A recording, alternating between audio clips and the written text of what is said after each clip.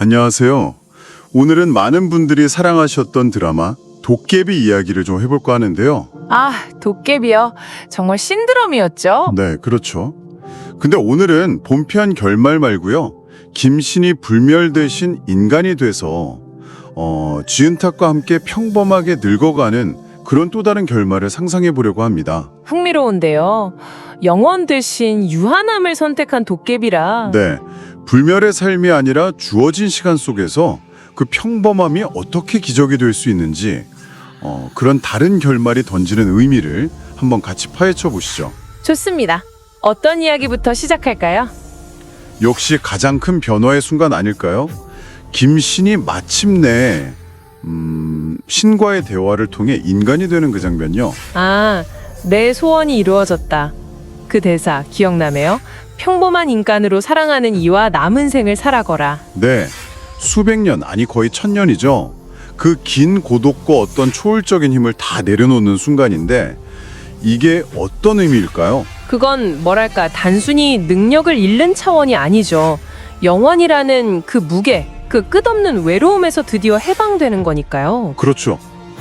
저주이자 특권이었던 불멸에서 벗어나서 이제 정말 유한한 존재의 시간 속으로 들어서는 거군요. 네, 바로 거기서부터 김신과 지은탁의 이야기는 완전히 다른 색깔을 띠게 되는 거죠. 아마 매일 아침 눈을 뜨는 그 느낌부터가 달랐을 거예요. 상상이 가네요.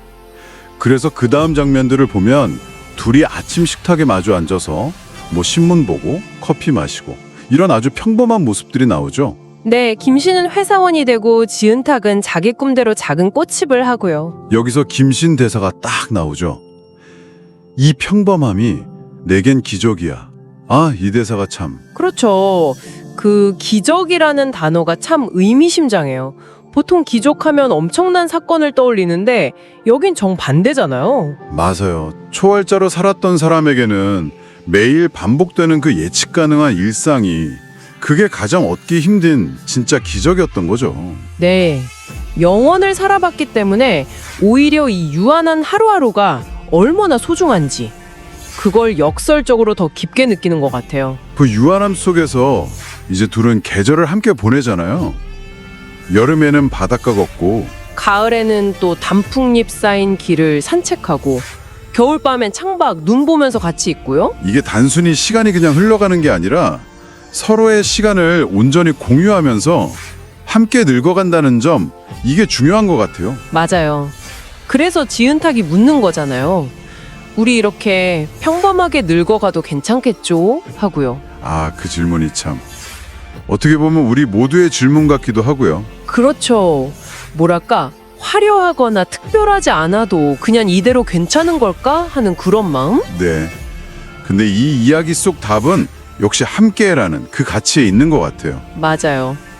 덕화가 농담처럼 도깨비 아저씨가 진짜 아저씨 됐네 하는 장면도 있잖아요. 아, 맞다. 더 이상 외로운 존재가 아니라 이제 친구나 가족 같은 그런 평범한 관계망 속에서 살아가는 거죠. 그 안에서 오는 안정감 같은 거요. 시간이 흘러서 둘 다 백발이 된 모습, 주름진 얼굴. 아, 근데 서로를 보는 눈빛임 그대로인 그런 장면은 또 다른 감동을 주죠. 그렇죠. 김신이 약속하잖아요. 내 인생의 마지막 순간까지 너와 함께 할게. 이게 그냥 사랑 고백이라기보다는 뭔가 더 깊은 의미가 있는 것 같아요. 네, 바로 그 지점에서 영원이라는 개념이 새롭게 해석되는 거죠. 김신 마지막 독백이 그거잖아요. 불멸의 시간이 아니라 너와 함께한 이 짧은 인생이 내게는 영원보다 소중했다. 아, 맞아요. 여기서 영원히 시간의 길이가 아니라 관계의 깊이, 그 함께 나눈 순간들의 밀도, 그걸로 정의되는 거군요. 그렇죠. 마지막에 뜨는 문구처럼 사랑은 함께 늙어가는 시간 속에 있다. 딱 이거죠.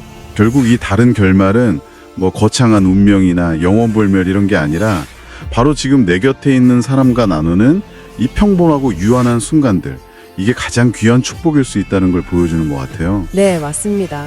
어쩌면 가장 큰 판타지는 불멸이 아니라 사랑하는 사람과 온전히 함께 늙어갈 수 있는 그 시간 자체일지도 모르겠어요. 그러네요. 자, 여기서 청취자분들께도 한번 질문을 던져보고 싶어요.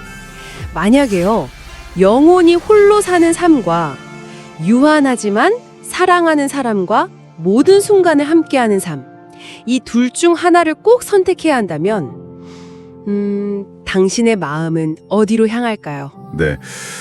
함께 늙어가는 시간. 이것이 여러분에게는 또 어떤 의미인지 잠시 생각해 보시는 것도 좋을 것 같습니다.